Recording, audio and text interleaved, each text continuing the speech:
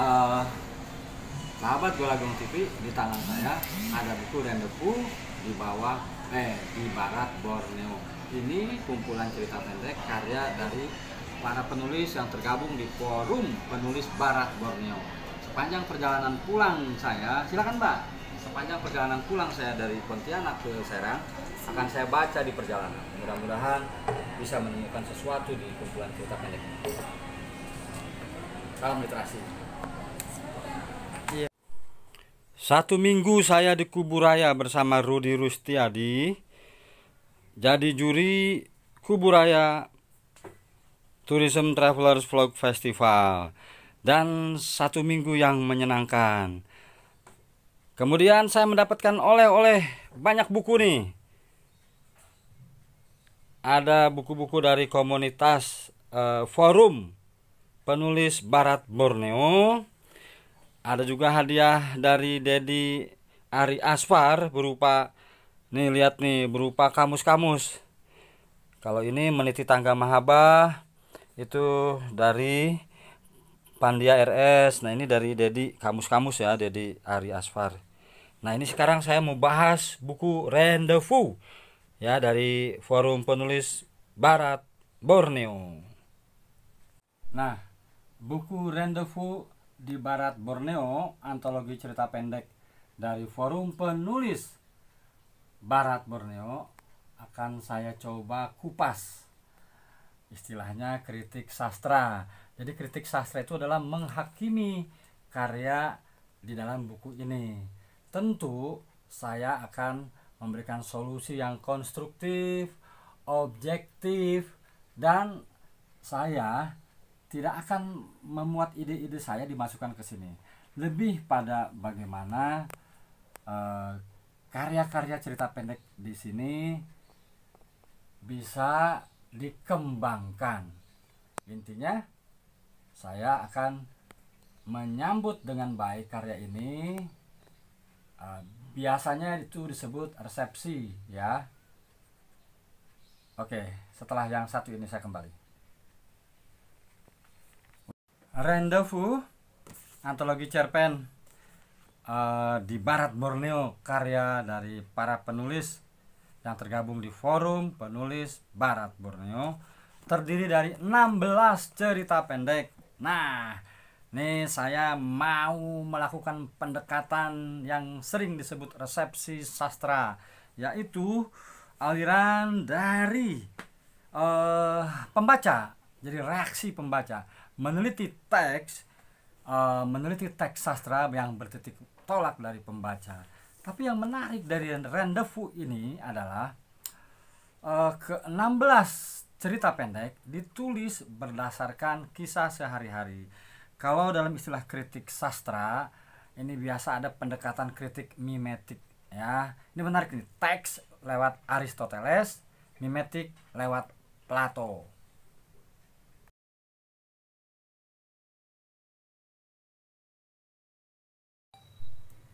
Besampu dalam bahasa tradisi dari bahasa Dayak dan Melayu di Kalimantan Barat. Menarik. Besampu adalah tradisi mengasapi bayi setelah 7-8 hari melahirkan. Nah, kembali ke Mardi, mitos bahwa jangan membunuh binatang kalau istri lagi lahir nanti anak cacat. Di cerpen ini anaknya memang lahir cacat, tangan kanannya tidak memiliki jari. Nah, tapi yang paling menarik di sini adalah diksi-diksinya menarik, kuat, tapi ada perubahan karakter yang menurut saya harus dipertanyakan. Apa itu perubahan karakternya? Mardi tadinya menangis, tapi tiba-tiba berubah bisa menerima anaknya cacat. Di dalam cerpen Besampu diceritakan bahwa istri Mardi melahirkan anak cacat, tidak ada jari tangan kanannya, karena menurut Makning si dukun, Mardi tetap memotong ayam karena itu pekerjaannya. Mardi menangis ketika melihat anaknya cacat. Awalnya dia tidak percaya persoalan-persoalan klinik seperti itu. Tapi ini yang agak mengganggu, tiba-tiba Mardi bilang begini, "Dek, bayi kita ini sempurna. Tak ada hubungan tangannya dengan pekerjaanku yang memotong ayam. Ya, besarkan saja hatimu. Nanti setelah bersampu, aku akan memberinya nama." Jadi istri Mahdi itu pengen segera si bayi diberi nama, tapi Mardi masih goncang jiwanya. Nah, nama itu kan doa, Bang. Istri Mardi ingin segera memberi nama. Nah, yang paling saya mengganggu nih, awalnya Mardi nangis, tidak bisa menerima kenyataan bahwa anaknya cacat, tapi tiba-tiba dia menguatkan istrinya tadi dalam bentuk dialog. "Dek, bayi kita ini sempurna. Tak ada hubungan tangannya dengan pekerjaanku yang memotong ayam. Ya, besarkan saja hatimu. Nanti setelah bersampu, aku yang akan memberinya nama." Jadi Mardi memberitahu bahwa nanti tradisi mengasapi bayi setelah 7-8 hari melahirkan, barulah diberi nama. Dan Mardi bisa menerima kenyataan anaknya cacat. Kita pindah ke cerpen yang lain.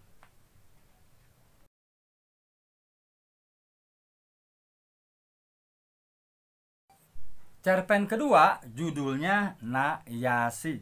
Nak Yasi ini dari bahasa daerah juga, Dayak.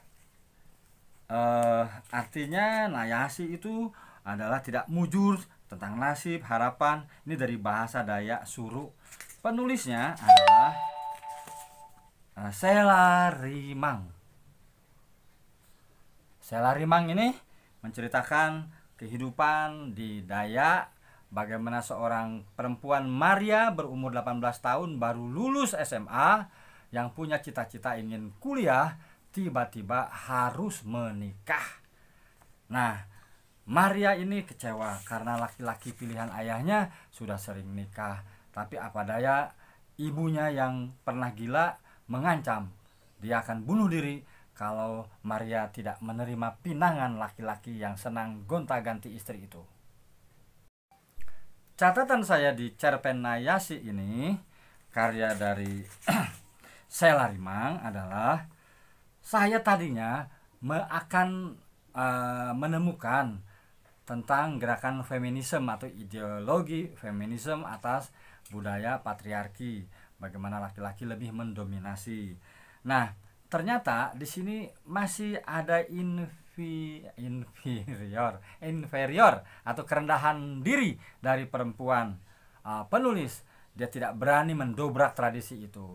N.Hadini, Ayu Utami itu berani mendobrak tradisi itu. Nah, lagi-lagi poligami dimenangkan di cerita pendek ini. Secara diksi atau tata bahasa, dari gaya bertutur diari di sini harus diperbaiki. Kita pindah ke cerpen yang lain.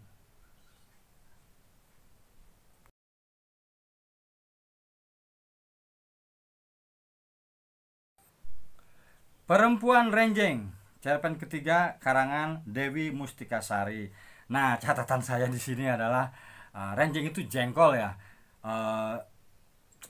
Cerita ini tidak fokus ya. Ada mandi di parit, tradisi anak-anak kecil. Jadi ada flashback, kemudian bicara soal jengkol, kemudian poligami. Gaya bertuturnya adalah penulis seolah-olah bercerita kepada pembacanya. Jadi di sini karena kebiasaan si perempuan itu makan jengkol, laki-laki yang hendak menikahinya lagi-lagi poligami. Kemudian mundur seorang ustadz yang hendak menikahi si tokoh aku. Nah, di sini alurnya maju mundur, tapi sekali lagi harusnya fokus pada satu persoalan. Mungkin akan lebih menarik jika membahas tentang mandi di paritnya atau jengkolnya. Walaupun ada keterkaitan antara jengkol dan poligami tadi, tapi maksud saya harusnya jika ingin membahas kulinernya misalnya, coba bahas bagaimana dampak jengkol berakibat kepada persoalan pernikahan yang batal tadi. Cerpen keempat adalah Malam Sesajen. Malam Sesajen ini karya dari Kakanda Reddy. Kakanda Reddy ini ketua umum Forum Penulis Barat Borneo. Nah, sebetulnya Malam Sesajen ini kebiasaan tradisi di Melayu bahwa harus di saat Rabu Legi kalau nggak salah ya, Rabu Legi, di Selasa Legi harus pasang sesajen di kamar belakang. Nah, kalau tidak memasang sesajen akan ada bala atau malapetaka. Tapi Reddy di sini kurang mengolah konfliknya, sehingga ini hanya seperti menghidangkan saja bahwa kebiasaan tradisi sesajen di malam Selasa Legi harus diteruskan, tapi tidak ada konflik. Nah, ini yang catatan penting dari saya. Malam Sesajen harus ditambahi konflik. Cerpen kelima, Senja di Muara Kantuk, karangan Wiwin Asriningrum. Teknik menulisnya seperti menulis surat. Si aku menulis surat kepada perempuan idamannya yang bernama Sri. Jadi kutulis surat ini kepadamu misalnya. Nah, di sini ada tulisan lepas, jauh membuang penat, menjelang senja, menyaksikan sunset. Jadi Muara Kantuk itu adalah setting lokasi. Di Muara Kantuk aku mengenalmu, Sri. Begitu namamu biasa dipanggil. Tapi dalam perjalanannya alur maju, kadang-kala dia seolah menulis surat kepada Sri, tapi kemudian juga bercerita kepada pembaca, sehingga kalau tidak teliti pembaca akan kebingungan. Jadi ini adalah cinta yang gagal tokoh aku terhadap Sri yang menikah dengan lelaki pilihannya. Cerpen ke-6, ini bagian pertama ya, jadi saya akan bahas sampai cerpen ke-6, yaitu Mutiara di Melawi. Nah, ini ketika saya baca berulang-ulang, tokohnya kayaknya perempuan, Nirmalasari. Ini menceritakan Nirmalasari bertualang ke satu desa, mau menggali sejarah, kemudian dia kecelakaan, lalu dia ditolong oleh seorang laki-laki yang ternyata membuat pembangkit listrik di sebuah desa terpencil.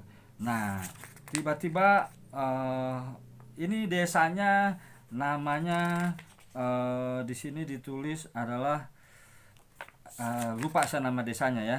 Tapi intinya desa terpencil. Jadi ini cerita petualangan, juga sebetulnya miskin konflik. Harusnya dibahas alur maju terlalu panjang. Harusnya cerita lebih bagus dibuka ketika dia kecelakaan saja. Kemudian si tokoh Nirmalasari ini karena ini mutiara di Melawi, mungkin ini solusi yang konstruktif dari saya. Disitulah cerita bermula, sehingga masyarakat selama ini jadi tahu siapa yang menerangi listrik desa itu. Oke, terima kasih sudah menonton Penulis dan Buku. Nanti ada bagian keduanya. Jangan lupa Golagong TV, dunia kata, dunia imajinasi, dunia kita semua. Saya membahas buku Rendezvous di Barat Borneo, karya para penulis Forum Penulis Barat Borneo. Jangan lupa subscribe, like, and share. Salam literasi.